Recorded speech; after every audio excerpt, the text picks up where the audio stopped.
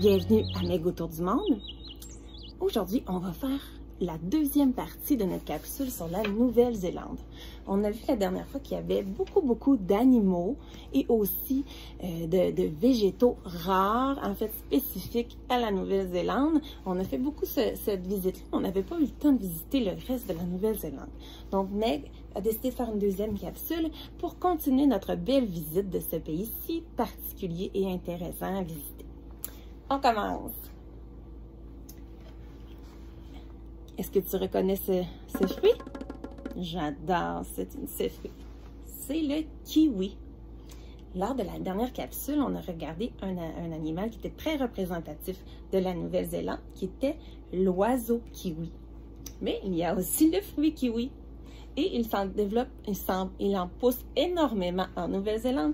C'est le troisième producteur mondial de kiwi, derrière la Chine et l'Italie, mais le premier exportateur. Donc, c'est le pays qui va envoyer le plus de kiwi à l'étranger. Donc, la Nouvelle-Zélande.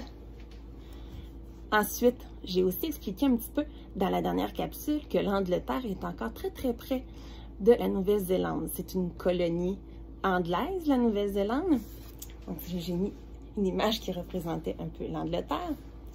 On voyait d'ailleurs sur son drapeau, dans la dernière capsule, qu'il y a une partie que c'est le drapeau de l'Angleterre. Et, bon, il y a son propre parlement pour se gouverner en Nouvelle-Zélande, mais encore la reine Élisabeth II d'Angleterre demeure la reine du pays de la Nouvelle-Zélande. Comme au Canada. Regarde. Je t'ai amené une pièce de monnaie. Je ne sais pas si tu vas voir. Regarde. Il y a la reine Élisabeth II, qu'on voit ici jeune et un petit peu plus âgée maintenant.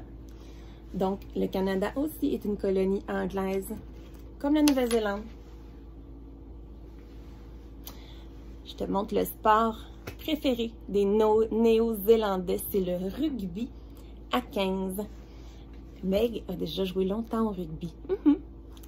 Ma position, c'était être ailier droite. Donc, c'était de défendre le côté droit du terrain. Donc, le rugby à 15, c'est un sport qui est très développé dans les pays autour de l'Angleterre aussi.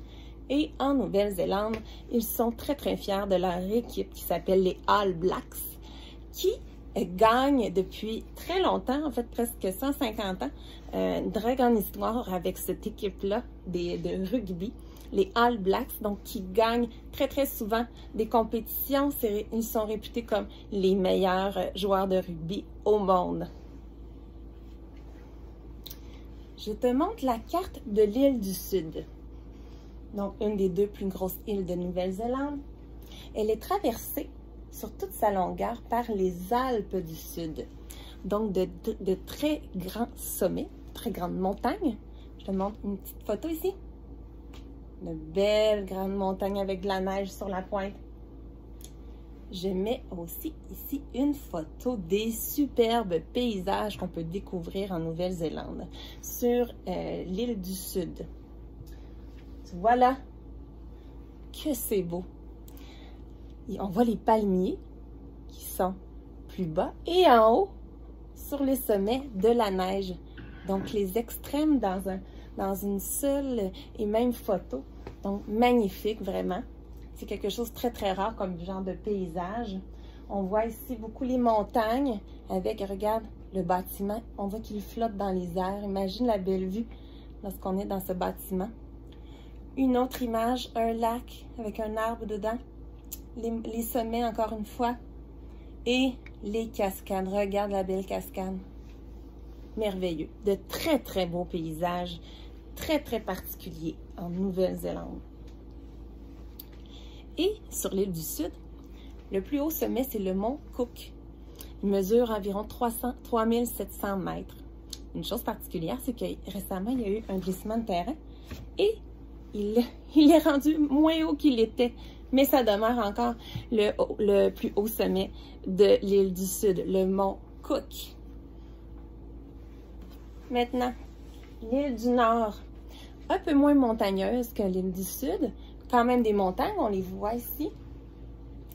2 villes importantes sur l'île du Nord, la ville de Wellington, qui est tout au bas, qui est la capitale de la Nouvelle-Zélande, et la ville de Auckland, qui est à l'autre extrémité. J'ai mis une photo ici de la ville de Auckland. C'est la capitale plus économique de la Nouvelle-Zélande. Donc, une très belle ville à découvrir. L'île du Nord, il y a quelque chose de particulier, c'est qu'elle est très volcanique. On a vu d'autres pays qui avaient beaucoup de volcans. Hein? Il y a la Nouvelle-Zélande, l'Islande, entre autres, qui est un autre pays où il y a beaucoup de volcans.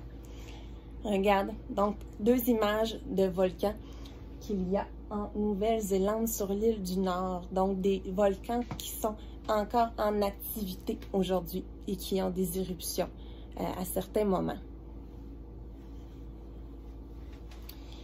Tu as vu les beaux paysages, le décor tourmenté et les extrêmes, donc des palmiers avec des sommets enneigés, des volcans, des cascades, donc beaucoup de choses très particulières dans le paysage de la Nouvelle-Zélande. J'ai parlé dans la première capsule des films qui ont été tournés en Nouvelle-Zélande qui s'appelle la trilogie du Seigneur des Anneaux. J'ai mis quelques images du film, on voit on reconnaît un peu les paysages. Le monsieur qui a fait ces films, il s'appelle Peter Jackson et il vient de la Nouvelle-Zélande. Et pour le tournage, il a engagé autant tout ce qui est équipe pour faire le tournage de son film, beaucoup de Néo-Zélandais et aussi beaucoup des acteurs, donc des comédiens du film aussi viennent de la Nouvelle-Zélande. Et une chose qu'on peut visiter, en fait, depuis qu'il y a eu le tournage de ces films, la Nouvelle-Zélande est de plus en plus populaire pour des visites, donc pour des gens qui partent de leur pays et qui viennent en touriste visiter le pays de la Nouvelle-Zélande. Une chose qu'on peut visiter en lien avec les films en question, c'est Hobbiton. Est-ce que tu sais c'est quoi un hobbit? Si tu as vu les films, tu vas savoir c'est quoi. C'est des petits hommes. Regarde, tu en vois un ici.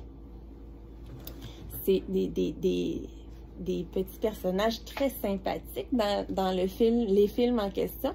Et ils habitent dans des maisons à la porte ronde qui sont encastrées dans le sol. Est-ce que tu vois ici? Il y avait un pays, justement, j'en ai parlé tout à l'heure, qui a des maisons comme ça. Tu te rappelles? En Islande. Des maisons qui sont recouvertes de gazon, qui sont encastrées dans le sol. Donc, les hobbits habitent un peu dans les maisons, un peu comme ça, avec des portes très colorées. Celle-ci est verte. Regarde, j'ai mis d'autres images ici. Donc, ils ont développé vraiment un village de hobbits qu'ils ont construit pour les films. Mais après le tournage des films, il y avait tellement eu une popularité autour des films qu'ils ont décidé de conserver le village qu'ils avaient construit pour le film et d'en faire une place à visiter, donc une attraction touristique. Ils l'ont appelé Hobbiton. Donc Hobbiton, ça avait été construit sur une ferme, la ferme Alexander. Donc c'est encore aujourd'hui une ferme qui élève 13 000 moutons par année, 300 bœufs et on peut y découvrir, en plus des animaux, 44 maisons de hobbits qu'on peut visiter. Un beau paysage, encore une fois. Est-ce que tu as trouvé intéressant la capsule sur la Nouvelle-Zélande? Je te dis à bientôt. Bye bye. La prochaine fois, on va découvrir un autre beau pays. On va aller découvrir le Chili. Donc, je te dis à bientôt.